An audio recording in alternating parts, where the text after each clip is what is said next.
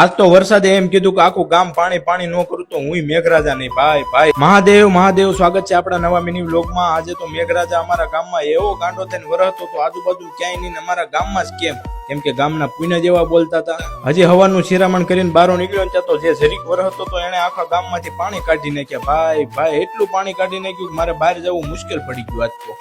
પછી મેઘરાજાએ ઘડીક વિહામો લીધો એટલે હું આવી ગયો છત્રી લઈને સીધો ગામમાં જોવા કેટલું પાણી આવ્યું છે. હનુમાન દાદાના મંદિરે જોવા ગયા તો ગોઠણ હોહરું પાણી કાઢી નાખ્યું. ત્યાં વસકો આવી ગયો. વસકો કે હાલ ભાઈ આખા ગામમાં જોવા જાવી કેટલું પાણી આવ્યું છે. મેં કીધું હાલ કાંઈ કામ તો છે નહીં. નદી જોવા આવ્યા ત્યાં એક બગલું તણાતું હતું. જીવને જમને વાદ હાલતો તો અમે બચાવવા માટે ખૂબ એના પ્રયત્નો કર્યા પણ તોય છેલ્લે બગલું તણાઈ ગયું. ભાઈ નો મેળાયું, નો બચાવી શક્યા. પછી હું વસકો જતા હતા ઘરે, ત્યાં હામાં અમને વેલજી દાદા મળ્યા ને કે ઉભાર્યો મને કયો તો ખરા આજ કેવું પાણી આવ્યું છે. મેં કીધું તમે તમારી આંખે જોઈ આવો ત્યારે તમને ખબર પડશે. પછી પલોટમાં અમારા ભાઈઓની ઘરે જે પુલ જાય છે ત્યાં જોવા આવી ગયો તો ન્યાય ઝરખડી બે કાંઠે વરહતી હતી. અમારા ગામનું નામ છે ઝરખિયા અને આ નદી ઉપરથી પડ્યું ઝરખડી નદી.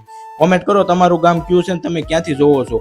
પછી હું નમરાકા થોડીક તડકી નીકળીને એટલે આવી ગયા પાછા નદી જોવા, પણ પાણી ઉપર વળતી એટલું આવ્યું હતું ને ભાઈ વાત જવા. પછી થોડીક ખરા નીકળે એટલે હું નીકળી ગયો હોટલે જવા, પણ વરસાદ અંધારો હતો એટલે મેં કીધું રાતે આજ બહરાટી બોલાવવાની. મને એ નથી સમજાતું કે આ રાવત કાકા અને મોદી કેદુના બસ ભાગમાં લેવાની વાત કરે છે, પણ હું ભાડું ત્યારે ચર્ચા જ કરતા હોય, પણ લ્યો ત્યારે હું હાસુ માનું કેદી લે મારો રામ. ત્યાં વાસુનો રાતે ફોન આવ્યો કે ભાઈ હાલ શ્રાવણ મહિનો પૂરો થાય પેલા ભોળાનાથની ભક્તિ પૂરી કરી નાખ્યું, કેમ કે વાસુરે નીમ લીધો છે શ્રાવણ મહિનામાં દરરોજ ભોળાનાથના દર્શન કરવા. પછી દર્શન કરીને આવી ગયા સીધા વાસુની દુકાને, અને વાસુર કે કાંઈ ઠંડુ બંડુ હાલશે. મેં કીધું આવા સોમાહાનું તું ઠંડુ પાછો ઠીક હાલો. તે મને ઊંઘ આવે છે ને હું હુઈ જાઉં. જય ઠાકર.